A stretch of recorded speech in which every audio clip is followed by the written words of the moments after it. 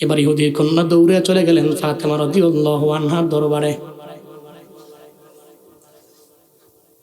আর ওখানে যায় বলে, ফাতিমা, বিয়ের আগের দিন তোমার দরবারে আমি হাজির হয়ে গেছি।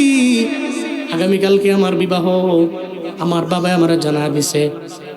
তুমি যদি আমার বাড়িতে যাও তাহলে তুমি একটা দামি কাপড় কিনা এরপরে ওইটা পরিধান করে আমার বাড়ির মধ্যে যাবা। যদি তুমি দামি কাপড় পরিধান না করে আমার বাড়ির মধ্যে যাও তাহলে আমার বাবাই বলছে তোমারে কবুল করবে না, গ্রহণ করবে না। এখন আমি কি করতে পারি বলো না? কিন্তু তোমারে সারা জীবনও কোনোদিন কোনো বিয়ের পিড়ের মধ্যে আমি বসতে পারি না, আমি জীবনেও পারবো না, এটা আমার দ্বারা সম্ভব হবে না। এখন বলো আমি কি করব? হযরতে ফাতেমা বলে, ও ইহুদির কন্যা, তোমরা জানো আমরা বড় দুর্বল, আমরা বড় গরিব, বড় অসহায়। এমন অনেক দিন যায় আমাদের চুলার মধ্যে আগুন জ্বলে না, সকালবেলা চলে যায় আমরা খাবার খাইতে পারি না, দুপুরও চলে যায় আমরা খাবার খাইতে পারি না, রাতের বেলা এমন হয়ে যায় আমরা খাবার জোগাড় করতে পারি না, আমরা বড্ড গরিব রে। আবার নতুন জামা কিনা তোমার বিয়ের মধ্যে আমি কেমনে যাব? একটা নতুন জামা কিনা বিয়ের মধ্যে কেমনে যাব? ইহুদির কন্যা তো সারার মানুষ না, সে কয় তুমি কমসে কম যেভাবে না হোক, যেভাবে হোক একটা জামা কিনা আমার বিয়েতে যাওয়াই লাগবে। আমি এতটুকুই বুঝি। এটা বইলাই ইহুদির কন্যা দৌড় দিয়া নিজের বাড়ির মধ্যে রওনা হয়ে গেল। এদিকে আগামীকাল বিয়া। হযরতে ফাতেমার মনের মধ্যে চিন্তা, কেমনে যাব, জামা পাবো কই? আমার তো জামা নেই, আমি তো বড্ড গরিব, বড় অসহায়। আগামীকাল আমি কেমনে বাড়ির মধ্যে যাব দাওয়াত খাওয়ার জন্য? আমার তো জামা নাই। হযরতে ফাতেমা চিন্তায় পড়ে গেলেন, আমি কালকে যাব, কিভাবে যাব? চিন্তায় পড়লেন, আমার তো কোনো জামা নাই।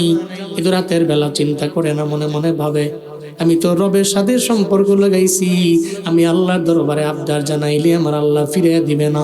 আগামীকাল যেহেতু বিয়া, গভীর রাতের বেলা সঙ্গে সঙ্গে মুসল্লা বিষয়ে আমার মালিকের সাথে সম্পর্ক লাগায়। যারা মুমিন রে, এরা ঝামেলায় পড়লে সম্পর্ক লাগায় কার সঙ্গে? আল্লাহর কাছে বলতে লাগলেন, জীবনে কোনোদিন সম্পর্ক লাগে আপনার সাথে, আপনার কাছে জীবনে কোনোদিন আমি কিচ্ছু চাই নাই দুনিয়া বিলাইনের। যা চাইলাম আমি আখিরাতের জন্য চাইলাম, দুনিয়ার জন্য কিচ্ছু চাই নাই। কিন্তু আজকে এমন একটা ঝামেলায় পড়ে গেলাম, কালকে আমি একটা ইহুদির বাড়ির বিয়ের অনুষ্ঠানের মধ্যে আমার যাওয়াই লাগবে। আল্লাহ গো, অন্তত পক্ষে আমার জামা দেখা ইহুদি বেঈমানরা যাতে করে আমাদের ধর্ম নিয়ে কটূক্তি করতে না পারে। আমার ঘরে জামা নাই, কেমনে আমি জামা পরিধান করব? আমি যদি একটা ময়লা সেরা জামা নিয়ে যাই, ইহুদিরা আমার ধর্ম নিয়ে কটূক্তি করবে রে আমার আল্লাহ। আমি চাই না আমার দিয়ে আমার ধর্মের কোনো অবমাননা হোক, এটা আমি চাই না আমার জামার মাধ্যমে আমার ধর্মের অবমাননা হোক। আল্লাহ গো, এমন একটা বিপদের মধ্যে তুমি আমার সাহায্য করতে পারো, তুমি আমার সহযোগিতা করতে পারো। আমার আল্লাহ কয়, ফাতিমা, তোর দোয়া আমি আল্লাহর দরবারে কবুল হয়ে গেছি। আল্লাহ কয়, ও জিবরাইল, যাও না। আমার ফাতেমা যে আমার দরবারে চোখের পানি ফেলায় আবদার জানায়, জীবনে কোনোদিন জানায় নাই, আজকে যেহেতু আমার দরবারে আবদার জানাইলো, ফাতেমার জন্য জান্নাত থেকে 2টা শপিং নিয়ে নাও। একটা শপিং ব্যাগের মধ্যে সালোয়ার কামিজ নাও, আর একটা শপিং ব্যাগের মধ্যে আমার ফাতেমার জন্য ওড়না নাও, জান্নাতি ওড়না, জান্নাতি শপিং ব্যাগের জান্নাতি সালোয়ার কামিজ লইয়া 2টা শপিং লইয়া ফাতেমার ঘরের মধ্যে নিয়ে টানা দেও, চিল্লা পড়া যাবে কি সুবহানাল্লাহ।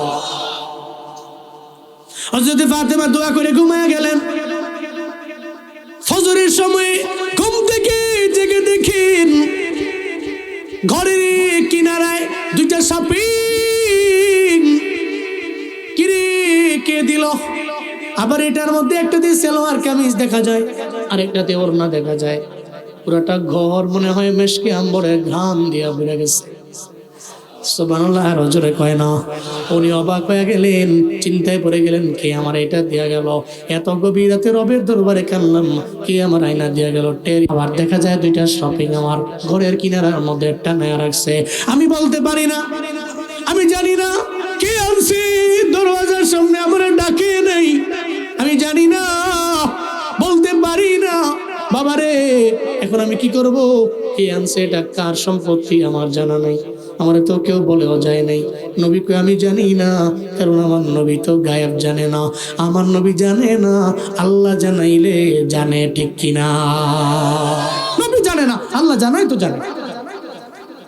আল্লাহ দেখায় তো নবী দেখে, আল্লাহ জানায় তো নবী জানে, আল্লাহ শোনায় তো নবী শুনে। নবী জানে না, আল্লাহ জানায়, ঠিক কিনা? কিন্তু সব ব্যাপারে জানেন কে?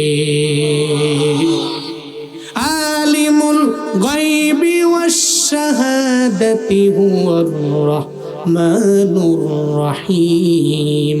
চিল্লা জোরে পড়েন আল্লাহু আকবার, আরো জোরে আল্লাহু আকবার। নবী বলেন আমি জানি না। আল্লাহ কয় জিবরাইল রে, আমার নবীর জানা নাই, নবী জানবে কি করে? তুমি নবীর দরবারে যায় জানা দাও না। আচ্ছা, জিবরাইলে নবীর দরবারে আল্লাহ পাক পাঠায় দিলেন। জিবরাইল নবীর দরবারে আসলেন, আয়েশা কয় পয়গম্বর, আপনার কন্যা ফাতিমা রবের সাথে এমন সম্পর্ক লাগাইছে, রাতের বেলা চোখের পানি ফেলে রবের দরবারে আবদার জানাইছে, আল্লাহ গো আমার একটা জামা নেই, কি জামা পইরা আমি হুদির বাড়িতে যাব, বিয়ে বাড়িতে যাব।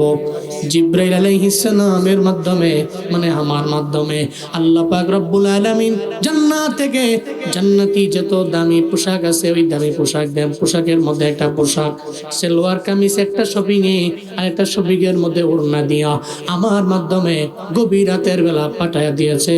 ফাতেমারে কন, ফাতেমারে বইলা দেন এই জামা এই সালোয়ার কামিজের মালিক অন্য কেউ না, এটা ফাতেমা দিয়েছেন আমার আল্লাহ।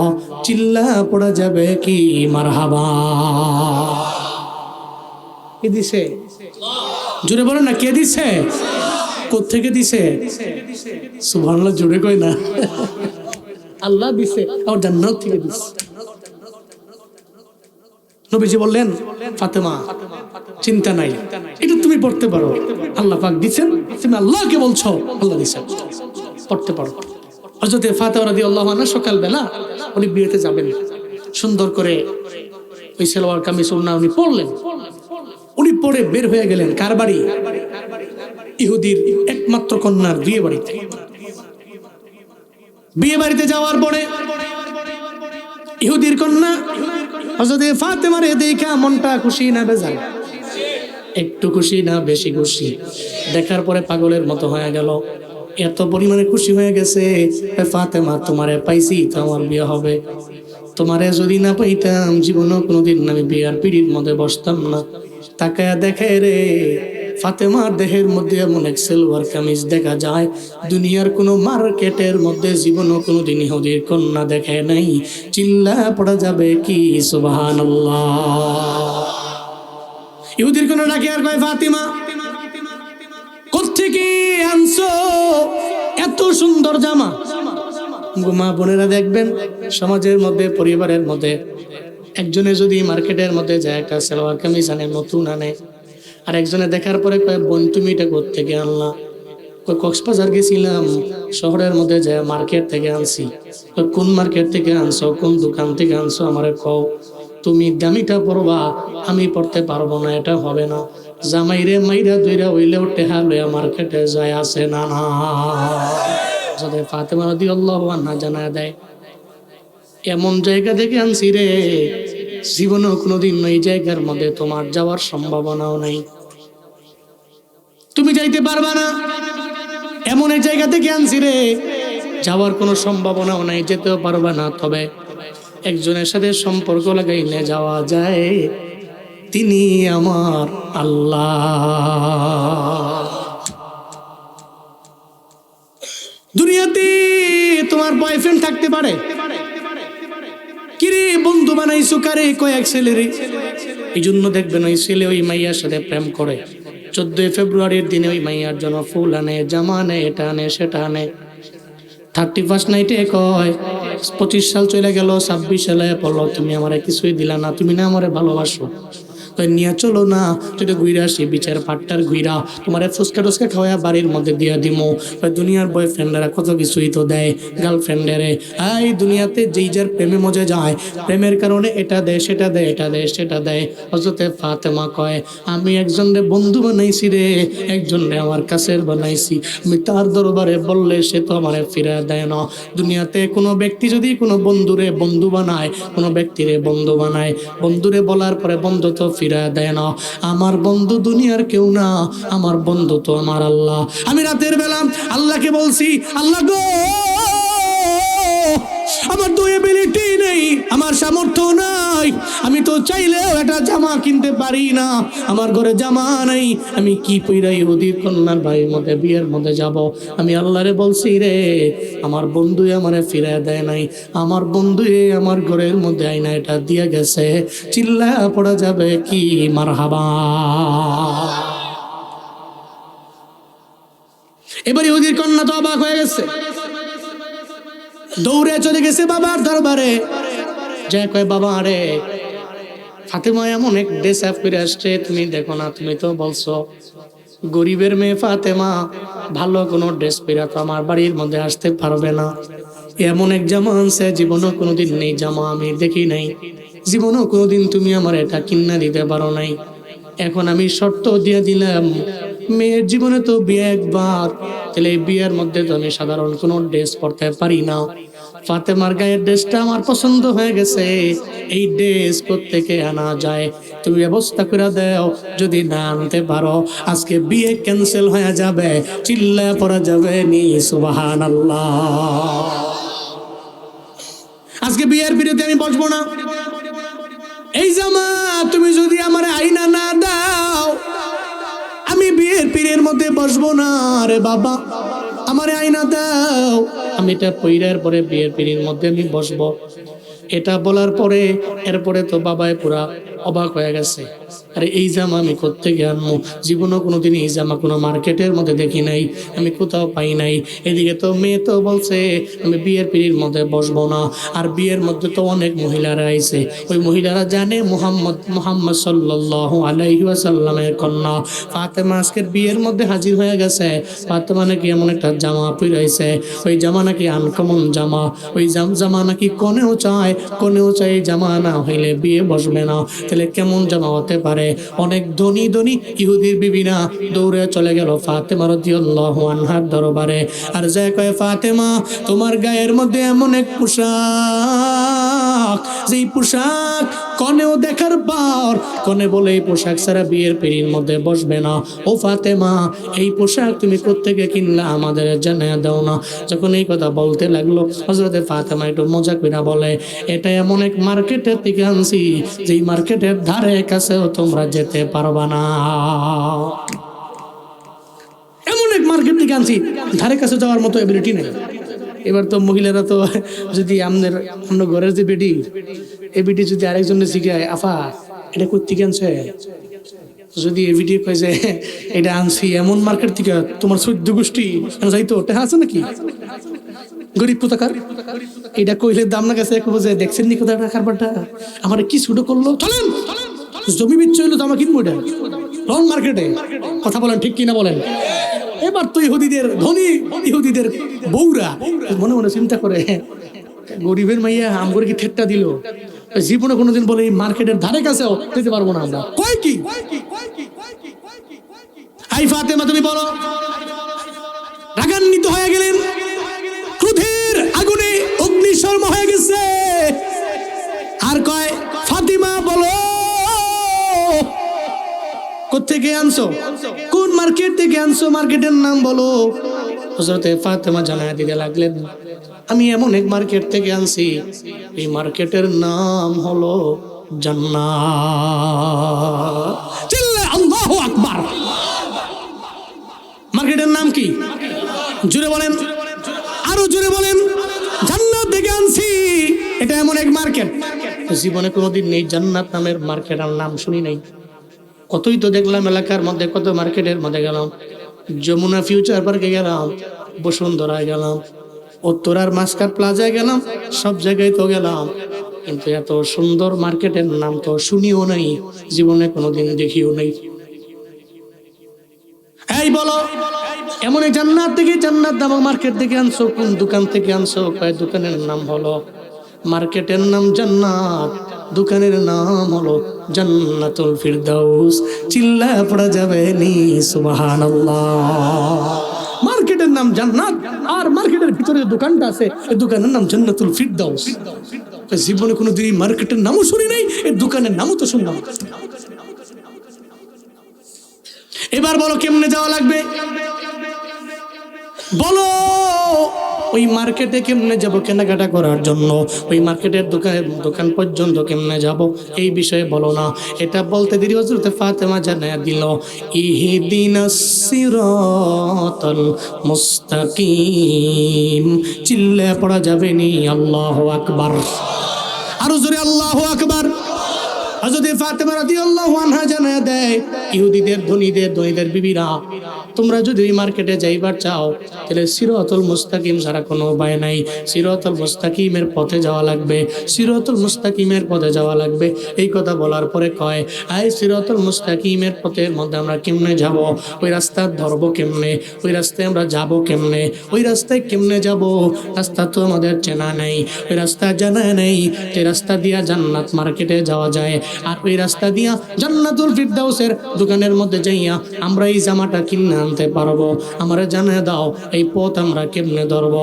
ওই পথে যাওয়ার জন্য মাঝে মাঝে দেখবেন মার্কেটের মধ্যে গেলে আপনারা চেক টেক করে পরে মার্কেটের মধ্যে ঢুকায়। যদি মার্কেট দামি হয়, আপনার পকেটের মধ্যে কোনো খারাপ কিছু আছে কিনা, কোনো ঝামেলা আছে কিনা, অবৈধ জিনিস আছে কিনা, এটা চিন্তা কইরা বারবার চিন্তা কইরা আপনারা চেক কইরা এরপরে মার্কেটের মধ্যে ঢুকায় কি ঢুকায় না, এরপরে ঢুকতে হবে। তোমার পকেটে কি চেক করো, এরপরে ইলেকট্রিক মেশিন দিয়ে চেক করো, পুরো বডি চেক কইরা দামি দামি মার্কেটের মধ্যে আপনারা ঢুকানো হলো। কারণ আপনি যদি এদিকে ঝামেলা করেন, কথা বলেন ঠিক কিনা বলেন। এরপরে কোন একটা দামি জায়গা আপনি ঢুকবেন, আপনি ওখানে গিয়ে কোনো কনফারেন্সে যুক্ত হবেন, তো ওখানে হতে গেলে আগে থেকে সিস্টেম করে রাখে, যেখানে যদি যেতে চাও তাহলে কার্ড লাগবে। যদি বলেন কি লাগবে? কার্ড লাগবে। তুমি যে কার্ড পাঞ্চ করবা, এরপর ঢুকে যাবে, অটোমেটিক্যালি তোমার দরজা ওপেন হয়ে যাবে, তুমি ঢুকে পড়বে। বড় বড় মার্কেটে আমরা যখন গাড়ি পার্কিং করি, নিচে পার্কিং করে যাওয়ার সময় একটা কার্ড দিয়ে দেয়, অটোমেটিক বের হয় যায়। কার্ড বের হয়ে গেলে তখন পার্কিং করে 1 ঘন্টা হোক, 2 ঘন্টা হোক, 3 ঘন্টা হোক, 4 ঘন্টা হোক, এরপরে গাড়ি যখন আবার বের হয়, আইসা এই কার্ড পাঞ্চ করলে অটোমেটিক বিল আসে 100 টাকা, 150 টাকা, 200 টাকা পার্কিং ফি দেন। কার্ড রিসিভ করে আমরা নিয়ে যাই, আপনি টাকা দিয়ে দেন, চলে যান। ঠিক কিনা বলেন? এই ছোট্ট একটা কার্ড আছে, এই কার্ডের মাধ্যমে আপনি ঢুকতে পারছেন, আবার আপনি বের হইতে পারছেন। হারায় গেছে তো ঝামেলা হয়ে গেছে, হারায় গেছে তো ঝামেলা হয়ে গেছে। এই কার্ডের দাম আছে, এই কার্ড দিয়ে ঢুকা যায়। হযরত ফাতেমা বলতে লাগলেন, ইহুদি মহিলারা রে, তোমরা সিরাতুল মুস্তাকিমের পথের মাধ্যমে জান্নাত পর্যন্ত যেতে পারবা এবং জান্নাতুল ফিরদাউসের দোকানের মধ্যে যে কেনাকাটা করতে পারবা। ওইটার জন্য একটা কার্ড লাগবে, ওই কার্ডের নাম হলো ইসলাম। আর ওই কার্ডের মধ্যে একটা কার্ড নাম্বার আছে, পিন নাম্বার আছে। এটিএম বুথে গেছো, কার্ড নিয়ে গেছো, কিন্তু তুমি তো কার্ডের পিন নাম্বার জানা নাই, তাহলে এই কার্ডের কোনো দাম আছে নাকি? জোরে বলেন আছে? পিন নাম্বার জানেন না, তাহলে কার্ড নিয়ে গুথাইয়া লাভ নাই। কার্ড বারবার দিবেন, একটা পর্যায়ে কার্ড তো ভিতরে নিয়ে যাবে, মেশিনের ভিতরে পড়ে যাবে, কয়ে পিন নাম্বার নাই, কার্ডের দামও নাই। তখন ওই কার্ডওয়ালা এবং মেশিনওয়ালা মনে মনে চিন্তা করবে, ও মনে হয় সিটার, মনে হয় বাটপার, কারণ কার্ড আছে তার কাছে পিন নাম্বার নাই, মনে হয় চুরি কইরা কারো পিন নাম্বার নিয়ে কার্ড নিয়ে চলে আইছে, কিন্তু পিন নাম্বার জানে না। এর মানে বোঝা গেল কার্ড আছে তো পিন নাম্বার নাই, তাহলে কার্ডের কোনো দাম, ওই কার্ডের কোনো দাম নাই। হযরত ফাতেমা কয়, শুনো, ইসলাম নামক এমন একটা কার্ড, আর ওই কার্ডের মধ্যে একটা পিন নাম্বার আছে, ওই পিন নাম্বারের নাম হলো ঈমান। লা ইলাহা ইল্লাল্লাহু মুহাম্মাদুর রাসূলুল্লাহ। জিকির করেন লা ইলাহা। সবাই লা ইলাহা ইল্লাল্লাহ, কন্যা লা ইলাহা।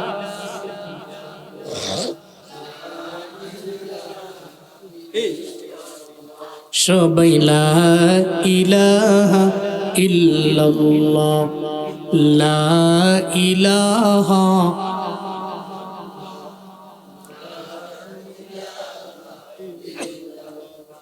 সবাই লা ইলাহা ইল্লাল্লাহ, লা ইলাহা ইল্লাল্লাহ, লা ইলাহা, লা ইলাহা ইল্লাল্লাহ মুহাম্মাদুর রাসূলুল্লাহ সাল্লাল্লাহু আলাইহি ওয়াসাল্লাম। সিরাতাল মুস্তাকিমের এই পথ ধরবা, কার্ড লাগবে তো। আরে কার্ডের যে পিন নাম্বার তাও লাগবে। শুধু কার্ড নিছো আর পিন নাম্বার নিছো না হবে না, তুমি ঢুকতে পারবে না রুটে। রুটে ঢুকবা তো কার্ড লাগবে, টুল দিয়ে যাওয়া লাগবে। যদি টুলের সিস্টেমে যদি টুল নেওয়ার লোক না থাকে, তো বাহিরের সিস্টেমে সিঙ্গাপুর, মালয়েশিয়ায়, মালদ্বীপের সব জায়গায় আমরা গেছি তো দেখছি টোল প্লাজায় কোনো লোক নাই, অটোমেটিক একটা কার্ড থাকে অথবা কিছুই থাকে না, উনি যায় খালি পাঞ্চ করে দৌড় মারে। আমগো টোল প্লাজার মতো এই যে দাউদকান্দি, মেঘনা, পদ্মা, যমুনায় বহুত লোক বইয়া থাকে, এদিকে সিরিয়াল লম্বা, টুল নিয়ে খুলায় না। এটা আমগো দেশের মতো না, আমরা তো একটু গরিব, তারা তো বড় আগাইয়া। তবে আমরা গরিব ছিলাম না, আমগরে দুর্নীতিবাজ নেতারা গরিব করছে। কথা বলেন ঠিক কিনা বলেন? এক একজনে কোটি কোটি কোটি টাকার সম্পত্তি লোড কইরা বেগম পাড়ার মধ্যে গিয়া বাড়ি বানাইছে, আল্লাহ ধরছে। এখন বেগম পাড়ায় যে বাড়ি বানাইছে ওই বাড়ি পর্যন্ত যাইতে পারে নাই, এর আগেই প্যাকেট হয়ে গেছে। ঠিক কিনা বলেন? বিচার বাকি আছে, বিচার হবে। মানুষের আদালতে ডান বাম হতে পারে, আল্লাহর আদালতে জীবনে কোনোদিন ডান বাম হতে পারে না। মানুষের আদালতে তো বিভিন্ন বাউতাবাজি হয়, টাকা দিলে অটোমেটিক ঠিক আছে 7 খুন করছো মাফ, টাকা পাইছে না মাফ করে দিস। দুনিয়ার আদালত, আল্লাহর আদালত এমন আদালত, আলাইসাল্লাহু বিআহকামিল হাকিমিন, আল্লাহ তো বলছে উনি আহকামুল হাকিমিন। বিচার করার ক্ষেত্রে কারো বেলায় কোনো কমতি নাই, কারো বেলায় কোনো বেশি নাই, প্রত্যেকের জন্য আদালত কায়েম করবেন কে? আল্লাহ পাক করবেন। আমগো দেশে এই যে টোল প্লাজার মধ্যে লোক টুক থাকে, ওই দেশে থাকে না, কার্ড থাকে। এই রুটে যাবা তো কার্ড পাঞ্চ করো, রুট টুল দাও, এরপরে এই রুটে যাও, টানা 40 কিলোমিটার পর্যন্ত 1 by 1 রুট, ঠান্ডা মাথায় দূর মারো। হযরত ফাতেমা বলতে লাগলেন, সিরাতুল মুস্তাকিমের সহজ সরল সঠিক পথে যাওয়ার জন্য একটা কার্ড লাগবে, ওই কার্ডের নাম হলো ইসলাম। আর ওই কার্ডের মধ্যে যে পিন নাম্বার আছে, ওই পিন নাম্বারটা হলো কালেমা, ইমান। এটা আইনা নাও, এরপরে তোমরা যেতে পারবা এই সহজ সরল সঠিক পথের মধ্যে যাইয়া, এরপরে তোমরা যেতে পারবা জান্নাতে, এরপরে চলে যাবা জান্নাতুল ফিরদাউসে। ওখান থেকে যে কেনাকাটা কইরা এরপরে আবার চাইলে বিয়ার মধ্যে আইসো। এটা বলার পরে তো ওই মহিলারা বড্ড অবাক হয়ে গেল। এখন ওই মার্কেটের মধ্যে যাওয়াই লাগবে, কোনো চিন্তা নাই, টেনশন নেই, মার্কেটটা তো ধরা লাগবে। কেমনে যেতে পারি, ওই মার্কেটটা কেমনে ধরবো, চিন্তায় পড়ে গেল। দৌড়ে চলে গেলেন স্বামীদের দরবারে। আজ একই স্বামীরা, আপনারা তো বড্ড ধনী মানুষ, ফাতেমা তো এমন একটা জামা নিয়ে আইলো, ওই জামা এমন জায়গা থেকে আনছে রে, ওই জামা তো কিনছে জান্নাতুল ফিরদাউস নামক দোকান থেকে, আর জান্নাত নামক মার্কেট থেকে। পথ নাকি সিরাতুল মুস্তাকিম, আর এই পথে যাওয়ার জন্য এনআইডি কার্ড নাকি ইসলাম, আর পিন নাম্বার হলো কালেমা। এখন কি করব বলো না? যদি জামা কিনা না দাও তাহলে আজকে আমরা একজনও বিয়ের বাড়িতে খাবো না। চিল্লা পড়া যাবে কি মারহাবা। এবার তো জামাইরা কয়, কিরে আমাদের বিবি কোত্থেকে আনবো সেই কাঠ, কোত্থেকে আনবো সেই পিন নাম্বার, কিভাবে যাব আমরা, কেমনে সিরাতুল মুস্তাকিমের পথে যাবো, কেমনে জান্নাত পর্যন্ত যাব, জান্নাতুল ফিরদাউসের মধ্যে যাইয়া কেমনে ও দোকান থেকে মাল কিনবো, এই কার্ডটা তো লাগবে আগে, এরপরে কার্ডের পরে পিন নাম্বার লাগবে। কোত্থেকে আনবো গিয়ে আগে বলো না। এটা বলার পরে সঙ্গে সঙ্গে মহিলারা চলে গেল। ফাতেমার দরবারে যায়, কয় ফাতেমা রে, কোত্থেকে আনবো এই কাঠ? ওই কাঠটা একজনে বিলি করে, তিনি অন্য কেউ না, তিনি আমার বাবা হযরতে মুহাম্মাদুর রাসূলুল্লাহ। চিল্লায় পড়া যাবে কি সুবহানাল্লাহ। আমার বাবার দরবারে যাও, আমার বাবা ওই কাঠ নিয়ে বসে আছেন। যাও বাবার দরবারে গেলে কাঠ পাইবা। ওই কাঠ পেয়ে গেলে উনি তো পিন নাম্বার দিয়া দিবে, সিরাতুল মুস্তাকিমে যাবা, ওই পথে তোমারে সফল বানাও, জান্নাতে নিয়ে যাবে রে। জান্নাতে গেলে জান্নাতুল ফিরদাউসটাও পাইবা, আর ওখান থেকে তুমি জামাও পাইবা, জান্নাতি জামা। এটা বলার পরে সব মহিলারা দৌড়ে চলে গেল। আর এখনো সাক্ষী দে কিতাবের মধ্যে নিজের চোখে আমি দেখছি রে বাবা। কিতাবের মধ্যে লেখা আছে 350 জন মতান্তরে 372 জন মহিলা ওই ইহুদির বাড়ি থেকে মহিলারা দৌড়ে চলে গেল।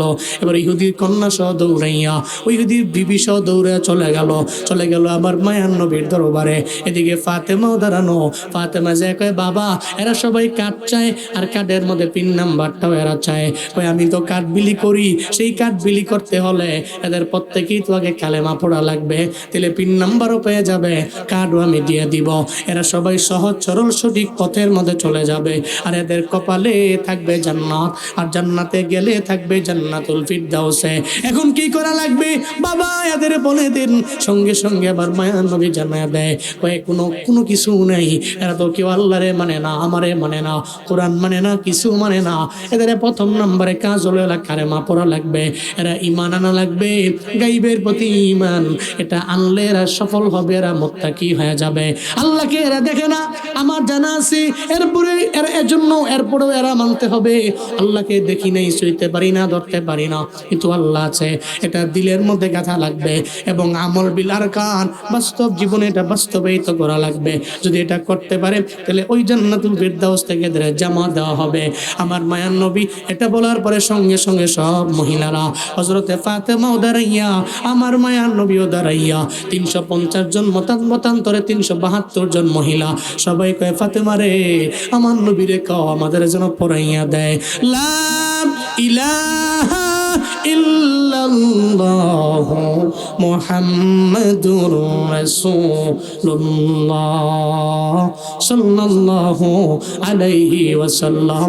চিল্লা আওয়াজ করে আল্লাহু আকবার। আরো জোরে মারহাবা, আরো জোরে সুবহানাল্লাহ। গায়বের প্রতি ঈমান আনছে এরা। 350 জন কালেমা পড়ে মুসলমান হয়ে গেছে। আল্লাহ কয় এরা সফল।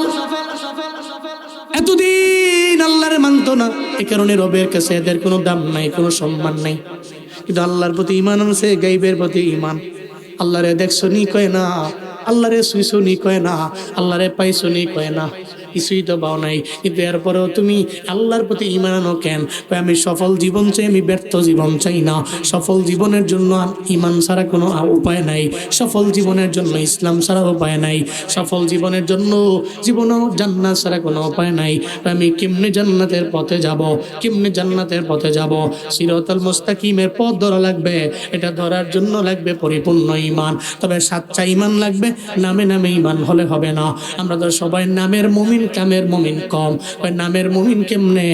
আমার এমন এক ঘরের মধ্যে আমি জন্ম নিলাম, আমার মা বাবাও মুসলমান, আমার দাদাও মুসলমান ছিল। কিরে কি নাম? কয় নাম আমার আব্দুল্লাহ, নাম আমার আব্দুর রহমান। এত সুন্দর নাম, তোমার রিলিজিয়ন কি? কয় ধর্ম হলো আমার ইসলাম। কিরে ধর্ম তোমার ইসলাম? কয় হ্যাঁ। কেমনে? কয় মা বাবা ধর্ম মুসলমান, এরা ইসলাম মানছে কোনে? এদের ঘরের মধ্যে আমি আইলাম, এদের ঘরের মধ্যে জন্ম নেওয়ার কারণে আমি একজন মুসলমান হয়ে গেলাম। না, সাচ্চা মুসলমান তো এমনি হওয়া যায় না। আল্লাহ দ্বিতীয় নম্বরে এদের গুণের ব্যাপারে বলে ওয়ায়ুকিমুনাস সালাহ। চিল্লায় পড়া যাবে কি আল্লাহু আকবার। আল্লাহ পাক বলেন এক নম্বরে ঈমান আনলো, গায়বের প্রতি ঈমান আনলো। 2 নম্বরে শুধু ঈমান আনলেই তো হবে না, ঈমানের পরে নামাজ আছে না নাই? জুড়ে বলেন নামাজ লাগবে কি লাগবে না? লাগবে নি? হুজুর বয়ান করেন যেই করেন, কিন্তু ঠান্ডা পানি দিয়ে ওযু বানাইয়া ফজর পড়তে পারবো না। যাই করেন না করেন, আমরা ডামনি করেন, অন্ততপক্ষে ফজরের ব্যাপারে আমরা কইেন না, বহুত কষ্ট।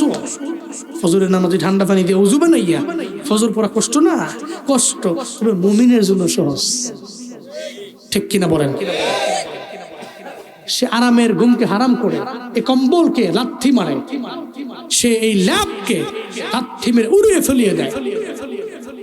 কিসের কম্বল, কিসের কি? আমার নামাজ আগে। ঠিক কিনা জোরে বলেন? আসসালাতু খায়রুম মিনান, আমার ঘুম বড় না নামাজ পড়ো? ঘুম উত্তম না নামাজ উত্তম? তাহলে মুমিনের জীবনে সে নামাজকে সহজ মনে করে, তার ঘুমকে সে আরো কঠিন মনে করে। সে মনে করে আমার এই কম্বলের নিচে ফজরের আজান হওয়ার পরে যে আমি ঘুমায় রইলাম, এটা আমার জন্য কাল, এটা আমার জন্য কঠিন। কিন্তু এটাকে লাথি মেরে ফেলায়া ওযু বানায়া ফজরের নামাজে আল্লাহু আকবার বইলা রবের কুদরতি পায়ে সেজদা দিলে এটা আমার জীবনের জন্য সহজ। এটা মুমিনের জীবনে সহজ, কঠিন না। বয়ান শুনেন, বহুত শুনেন, বহুত জানা আছে, কিন্তু মসজিদে যান না। বহু মানুষ এনে আছে ফজরের নামাজ গত 1 মাস পড়েই নেই। বহু জন প্রবীণ আছে, জিজ্ঞেস করেন, গত 1 মাস এই ঠান্ডা আসার পর থেকে 1 ওয়াক্ত ফজরের নামাজ সে পড়ে নাই। নাফরমান, বেদিন, তুমি বেঈমান, তুমি কেমনে রব্বে ভুলে গেছো? তুমি 1 মাস হয়ে গেছে, 1.5 মাস হয়ে গেছে, 2 মাস হয়ে গেছে, তুমি 1 ওয়াক্ত ফজরের নামাজে যাও নাই। তুমি কি এতটুকু চিন্তা করছো? তুমি একজন মুসলমান, পরিচয় মুসলমান, একটা হিন্দুর পোলা, হ্যাঁ জীবনে কোনোদিন ফজর পড়ে না। তুমিও গত 1.5-2 মাস 3 মাস ফজর পড়ছো না। পার্থক্যটা কই? পার্থক্যটা কই? আল্লাহ আমাদের সবাইকে সঠিক বোঝ দান করেন। আরো জোরে পড়েন আমিন। সালাতে কায়েম করো, সালাতে কায়েম করো, সালাতে কায়েম করো, সালাতে কায়েম করো, হবে সম্মানী তুমি, হবে জান্নাতি তুমি, হবে সম্মানী তুমি, হবে জান্নাতি তুমি। দেবে কাল হাসরে শীতল ছায়া আর সে আজিম, রব্বিয়াল আলা, রব্বিয়াল আযীম। পারেন না আপনারা সবাই? রব্বিয়াল আলা, রব্বিয়াল আযীম, রব্বিয়াল আলা, রব্বিয়া। মুমিন তুমি, সালাত তোমার মস্ত পরিচয়, দুনিয়া তোমার আজকে আছে কালকে হবে লয়। মুমিন তুমি, সালাত তোমার মস্ত পরিচয়, দুনিয়া তোমার আজকে আছে কালকে হবে লয়। আজকে রুকু সিজদা করো, নিজ পরিচয় আঁকড়ে ধরো। আজকে রুকু সিজদা করো, নিজ পরিচয় আঁকড়ে ধরো, তবেই তো মুমিন। সালাত তোমার সঙ্গে রাখো, রঙ্গে মাখো, তবেই সলিহিন। রব্বিয়াল আলা, রব্বিয়াল আযীম, রব্বিয়াল আলা, রব্ব। সালাত কায়েম করো, সালাত কায়েম করো, সালাত কায়েম করো, সালাত কায়েম করো, হবে সম্মানী তুমি, হবে জান্নাতি তুমি, হবে সম্মানী তুমি, হবে জান্নাতি তুমি। দেবে কাল হাসরে শীতল ছায়া আর সে আজিম, রব্বিয়াল আলা, রব্বিয়াল আযীম, রব্বিয়াল আলা। আল্লাহ সালাত কায়েম করার তৌফিক আমাদের সব ভাইকে দান করেন।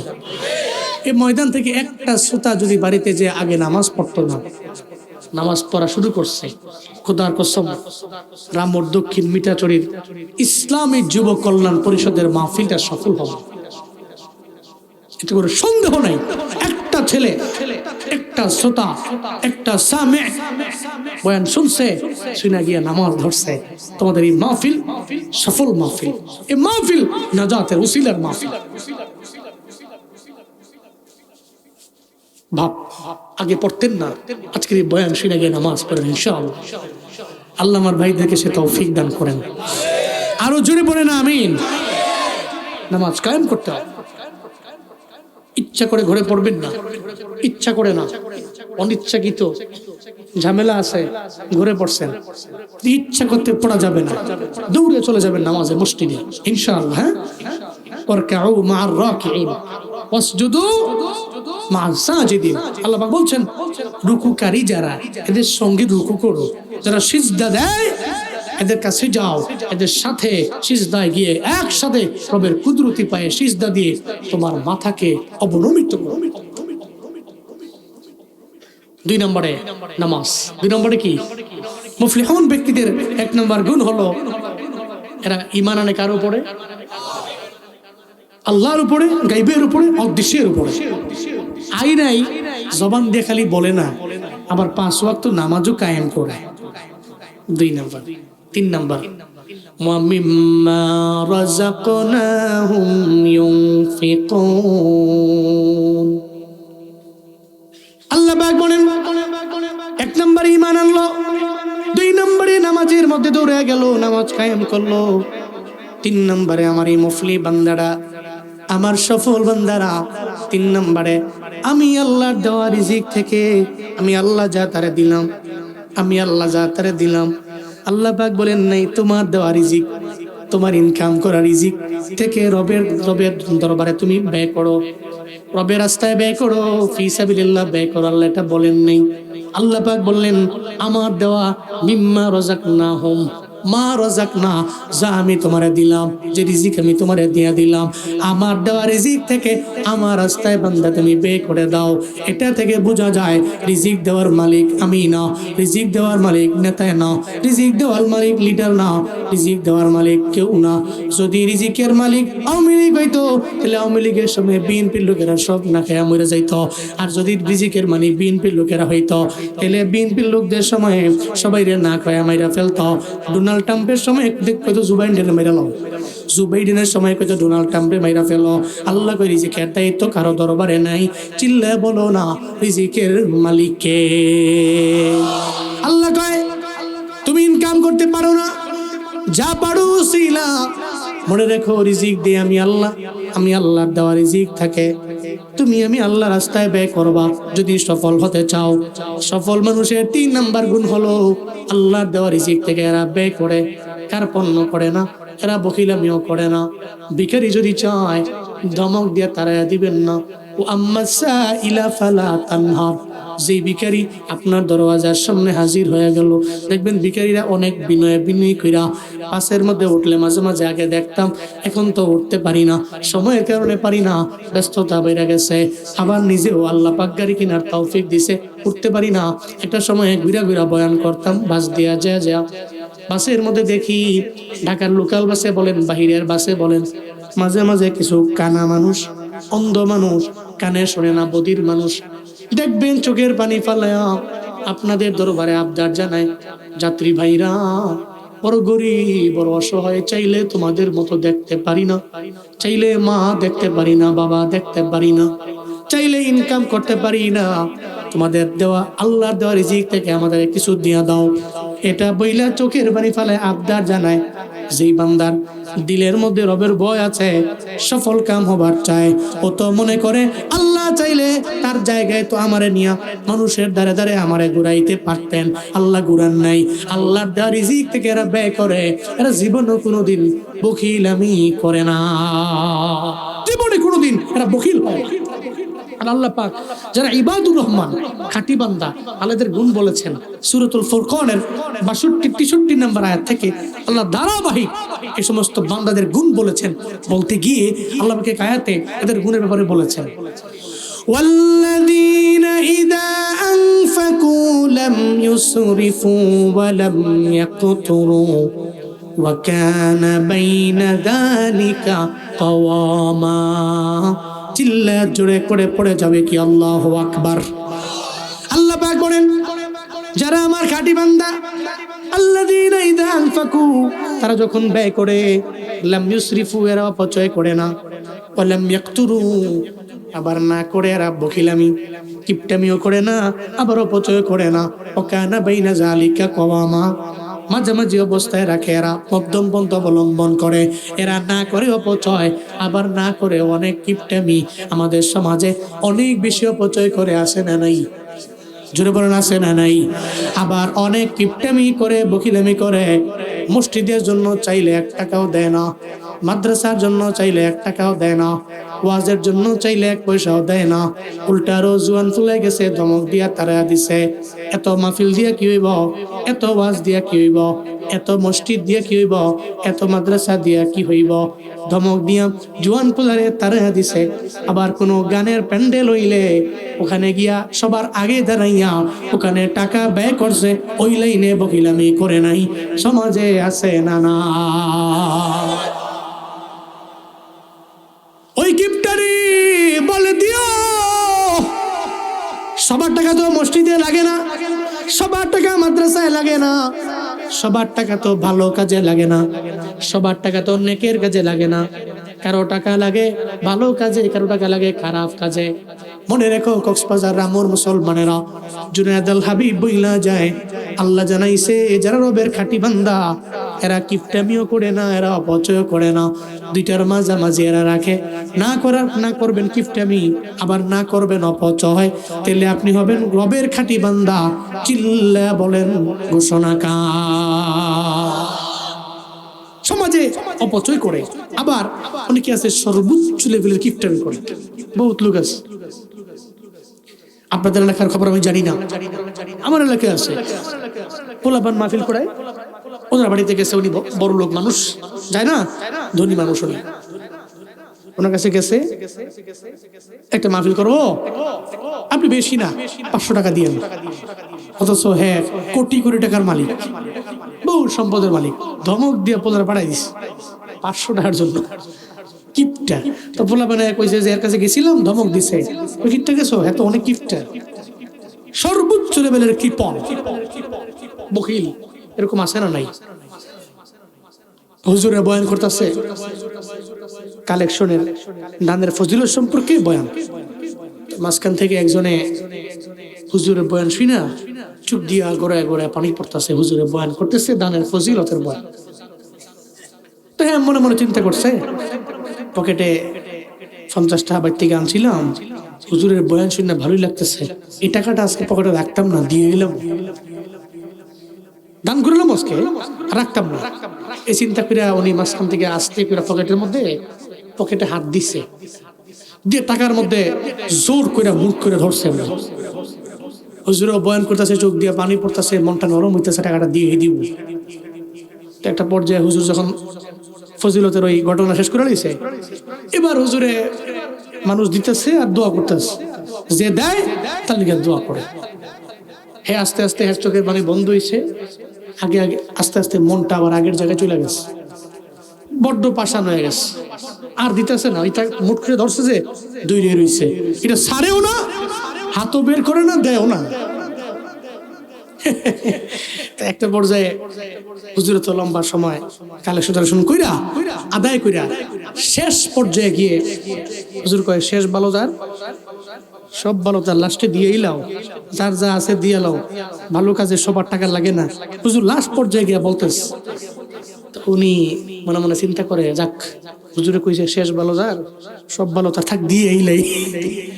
উনি চিন্তা করে আস্তে করে টাকাটা বার করছে, হাতে মুঠ করে ছায়া রয়েছে। আচ্ছা আপনারা বলেন তো, আমাদের পকেট কি ঠান্ডা না গরম? কথা কয় না, পকেট কি ঠান্ডা গরম না? এই যে এবার হাত দিয়ে রয়েছে, আপনি হাত দিচ্ছেন না কেন? হাত দিচ্ছেন গরম না? গরম না তো কি ঠান্ডা না গরম? তো এরকম হাত কি আপনি সেপ্টেম্বর মাসে দিচ্ছেন, অক্টোবর মাসে দিচ্ছেন, আপনি হাত দিয়ে রাখছেন, এখন দিচ্ছেন কে? শীত কয় হাত দুকা, ভিতরে গরম, পকেটও গরম। এর মানে সেপ্টেম্বরও গরম ছিল, অক্টোবরও গরম, নভেম্বরও গরম, সবসময়ই গরম। কিন্তু ওই সময় আমি পকেটে হাত ঢুকাই নাই কেন? এখন ওই সময় আমার ঠান্ডা দরকার, হাত ঢুকাইলে হাত ঘেমে যাবো, ঠিক কিনা বলেন? কিন্তু এখন ঢুকাইছেন কেন? এখন তো গরম দরকার, এই জন্য হাত ঢুকাইয়া উমাগো কি শীত লাগিয়ে রে।